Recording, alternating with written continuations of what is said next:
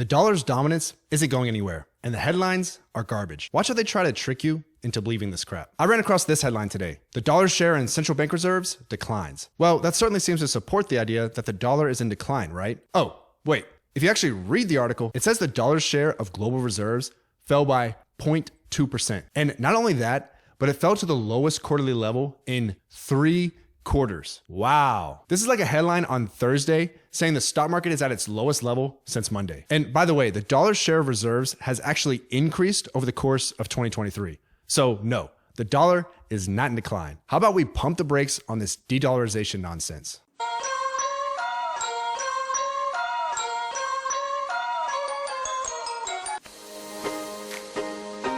Welcome to Pimpy's Investment Chat, where we keep investment talk simple. And here's your host, Pimpy.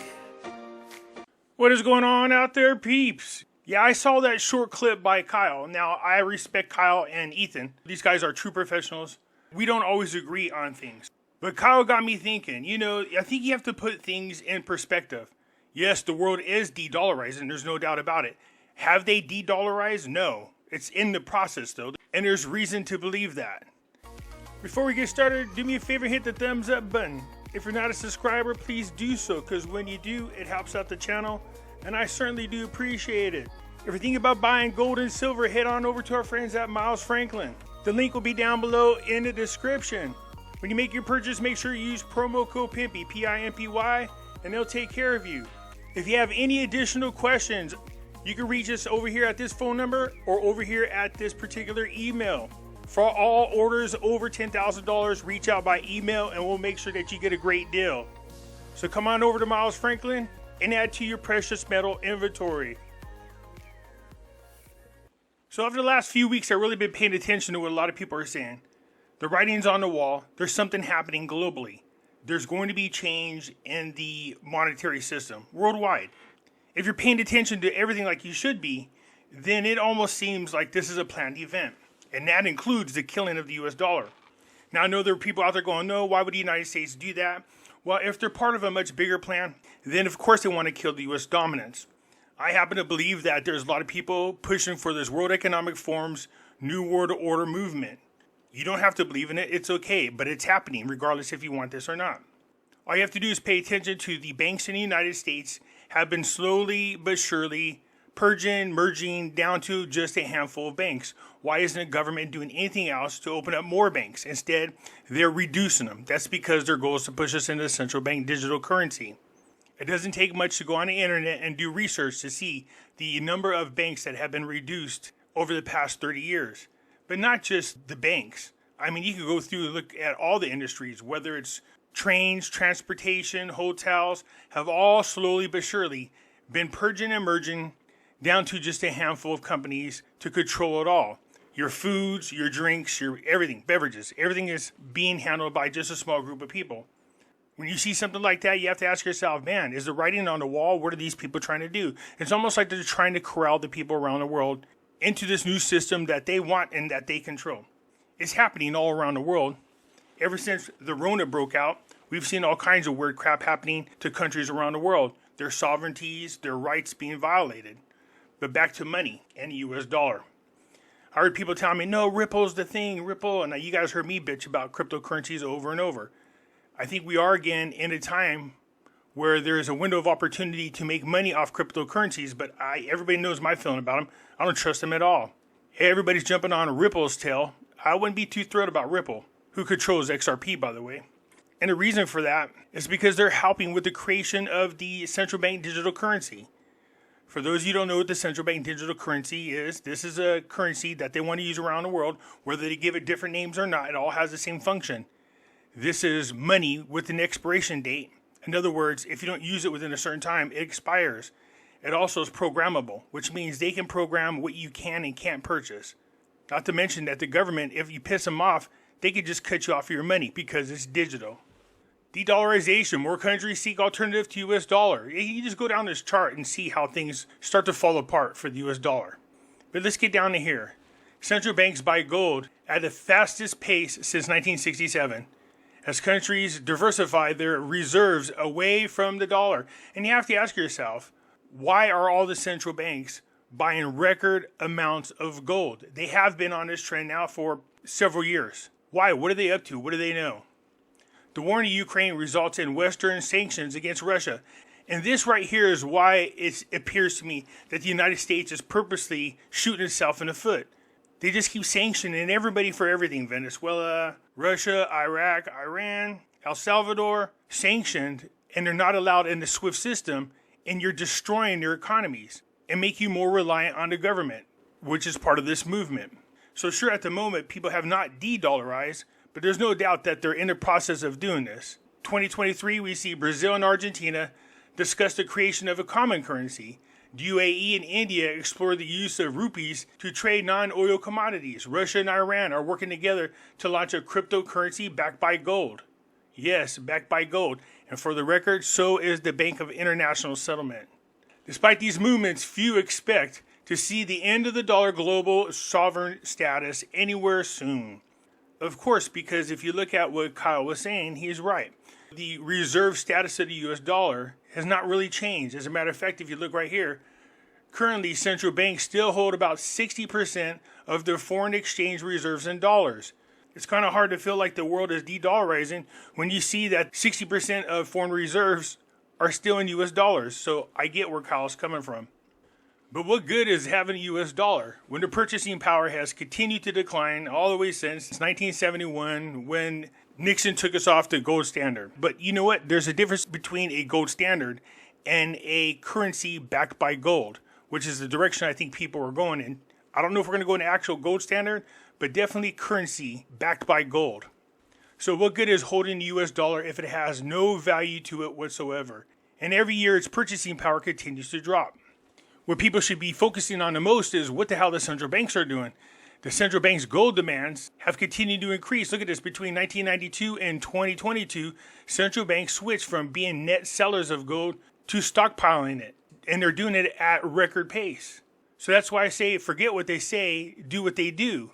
If you see the central banks everywhere buying up gold, then guess what you should be doing?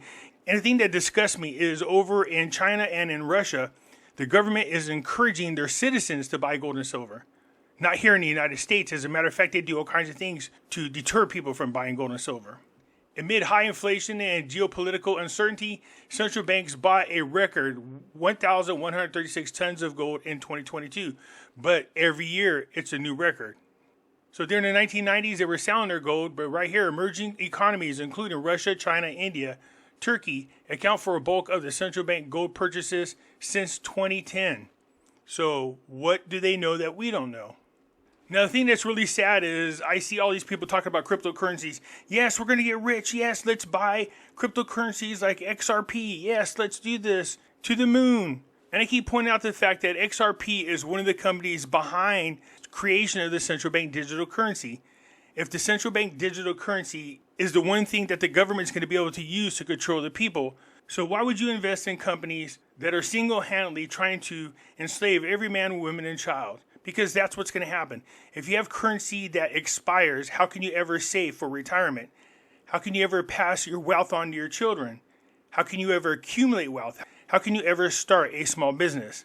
You can't. That's the goal, to keep you working nonstop. So even if you're a millionaire, what good is it if your money has expiration on it? So after 30 days, you have, let's say, $100 million, just for shits and giggles. You have $100 million, congratulations, but you have 30 days to spend it.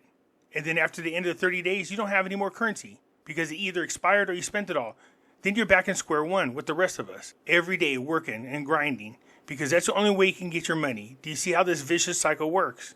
This thing that they have planned is going to affect everybody, including the very rich and wealthy. If you are not part of the in club, you are going to be suffering.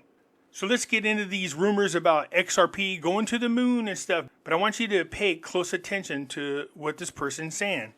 Staring right in your face, if BlackRock and JP Morgan have been accumulating more than 7.5 million XRP, well, what does that really mean for us, folks? JP Morgan's substantial holdings in XRP is, of course, a very important thing, but let's actually understand XRP's role really in this whole ecosystem. We have to really think about how XRP was developed by Ripple Labs to facilitate cross-border payments. Well, there was a leaked report that came from a so-called anonymous insider that was putting out there that JP Morgan has been quietly amassing over 7.5 million XRP. You hear me? 7.5 million XRP that was leaked. Now, there is no official confirmation, of course, about. That's one of the things. There is no official confirmation whether or not BlackRock or JP Morgan or anybody like that actually bought that much XRP. But if they did, I would be concerned about it.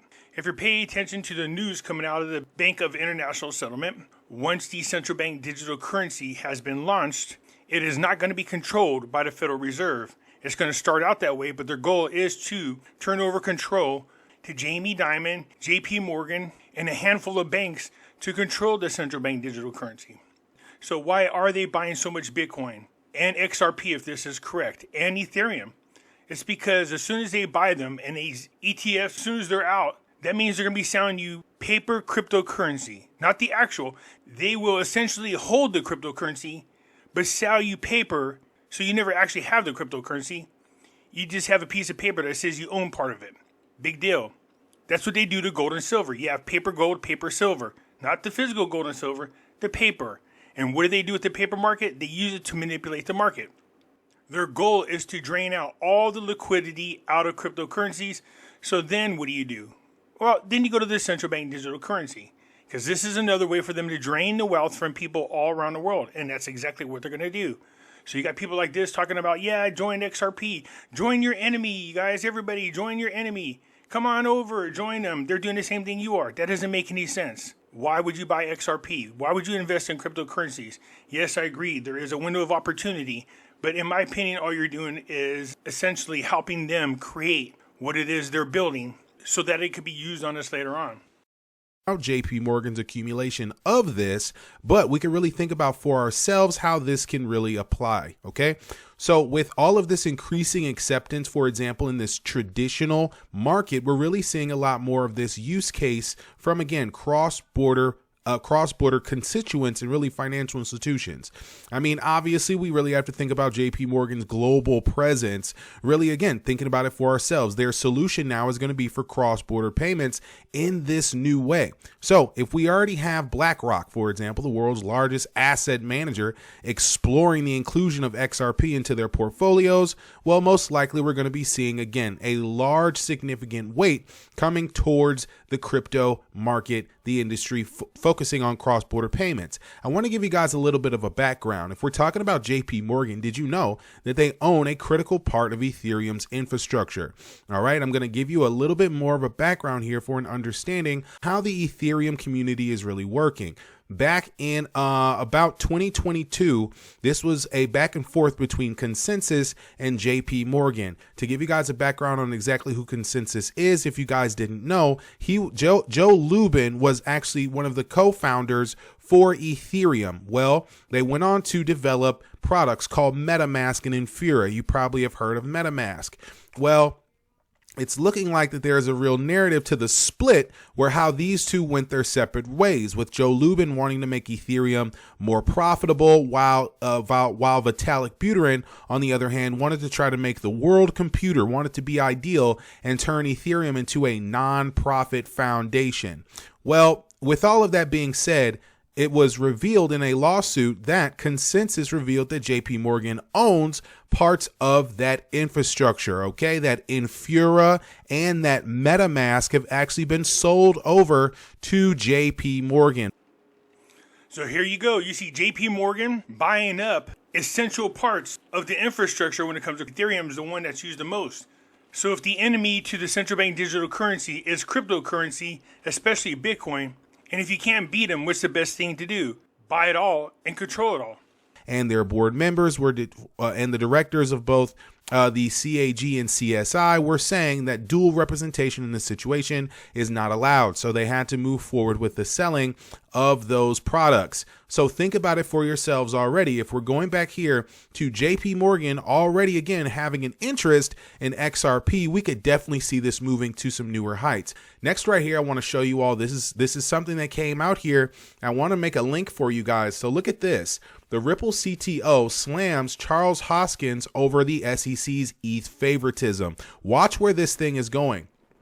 The Ripple community and Cardano's founder clashing over the definition of corruption in the ETHgate scandal. I want to show you something here. If you look at this right here, you have a picture of the former ETH CEO, Charles Hoskin. Yes, the Cardano founder was a Ethereum CEO from back in the day. So if you guys aren't familiar, Ripple's community has been kind of back and forth between the Cardano founder because, again, there's a lot of debate about this ETHgate theory. Well, comes to find out, Cardano recently has been criticized. The SEC has recently labeled Cardano as a security. You have that right. It's a security. So in a live broadcast, Charles Hoskin recently reacted to the SEC's claim that Cardano is a security. The SEC has labeled Cardano as a security. Now, this is actually happening because, again, look at this. It happened on the 21st that the SEC labeled Cardano, Solana, Polygon as securities in these 3 lawsuits against crypto exchanges. Again, this is the big reason why we tell you all to grab yourself a decent wallet and get all of your crypto off of the exchanges.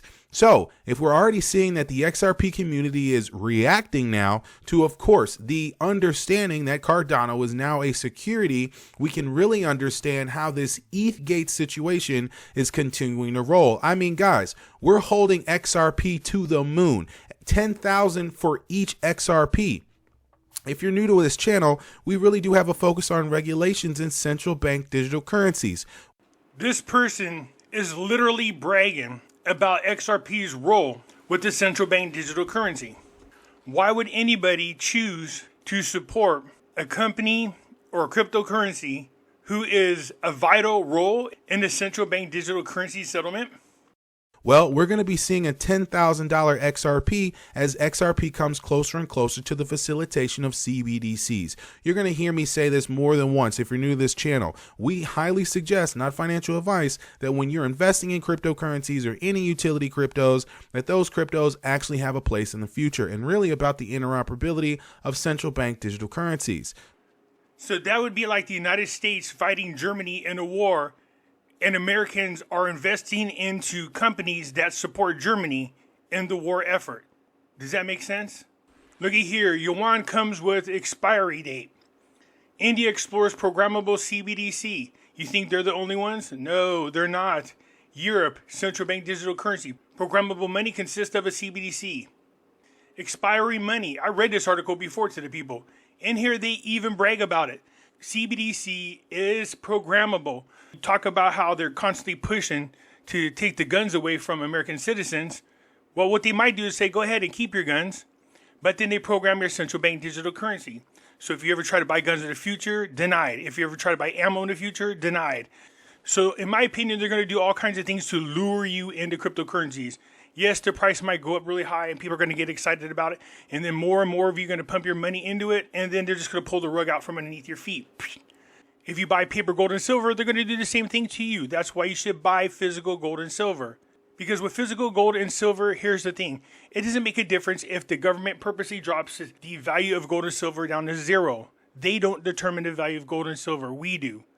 And even if they try to confiscate it, they don't have the manpower to go house to house to try to take people's gold and silver away. Besides, you can hide it, stash it, do whatever you need to do with it to make sure that they don't get their hands on it. And it's going to keep you and your family independent of this movement. So sure, there might not be any signs of the US dollar losing its place as a reserve currency at the moment, but there are countries around the world moving in that direction. We're already seeing the steps happening. And what good is it to hold the US dollar if it's losing its purchasing power? It's been that way since they took us off the gold standard. Congratulations to the US dollar and its current status as the reserve dollar, but that's going to start to go away. If that's the case, then the purchasing power is going to drop even more. It's going to be catastrophic. That's why gold and silver is your best direction. Gold never loses its purchasing power. Let me show you. 1932, gold was $20.67 an ounce. That was in 1932. In 1932, you could buy this house from Lexington for $4,030. See this house? So take that 4,030 divided by the value of gold at the time. It's approximately 195 ounces. Just round up a little bit. So 195 ounces. So if you use gold to purchase this $4,300 house, it would have cost you 195 ounces of gold. Now, right now, I'm just oversimplifying things. Of course, there's taxes and fees and all the other crap. But if you took your same 195 ounces of gold today, times the current value, and sold it, this is what the approximate amount of money is. See that? $390,741. So can you buy the same type of house today with this amount of money? This house is selling for approximately $350,000. So I'm just going to turn off the volume because they do play music and I don't want to get a copyright, and I'm also going to speed up the video. So as a matter of fact, this looks pretty close to the same house that we've seen selling in 1932. You can see right here in the bottom left corner, 3 to 6 beds, 2 to 6 baths. It's 1,700 to 4,200 square feet. So this house right here starts at $350,000. I want you to take a look at it.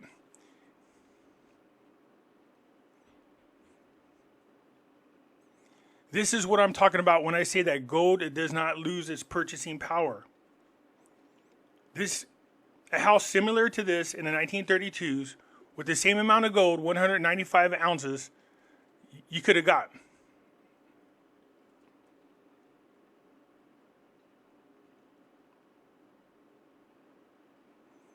So even though the dollar continues to lose its purchasing power, gold does not.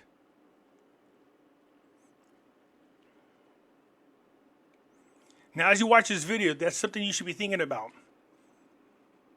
As you invest in the goal is not to turn it in unless there's an emergency. The goal is to continue to accumulate as much as possible. And you pass it on to the next generation, and hopefully you've taught them to do the same thing. The only time you ever use the gold is if there's an emergency.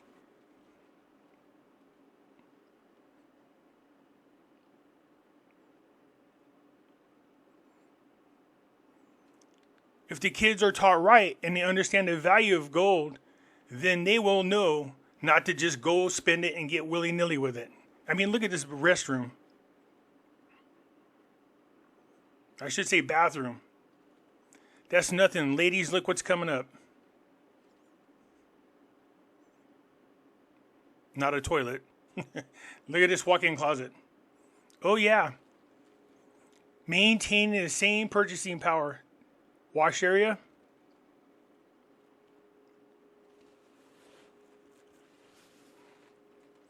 So cryptocurrencies, yes, you can get a quick little boost. But again, you're only financing the very companies that are trying to put us into the central bank digital currency, a one world currency.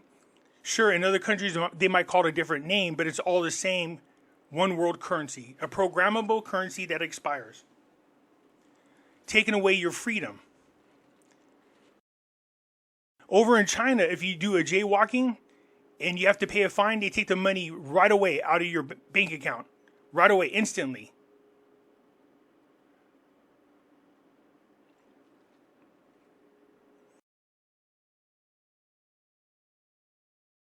I guess the bigger question is, do you truly trust your government to control your money?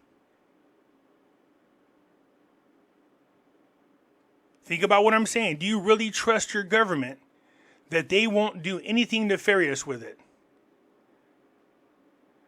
There's going to be times where they accidentally take money away from you, and by the time you jump on the phone and deal with all the crap you got to go through, and then they tell you, oh, we'll give your money back in 30, 60 days. And why were they able to get your money? Because they control it. They got it that quick. Will they return it as quick as they took it? No. No, they won't. I mean, that's a walk-in closet for a child. I don't trust my government. I don't like where it's going. There seem to be heading down this one world government, a socialist or a communist movement. That's the closet spaces for the children. Good Lord.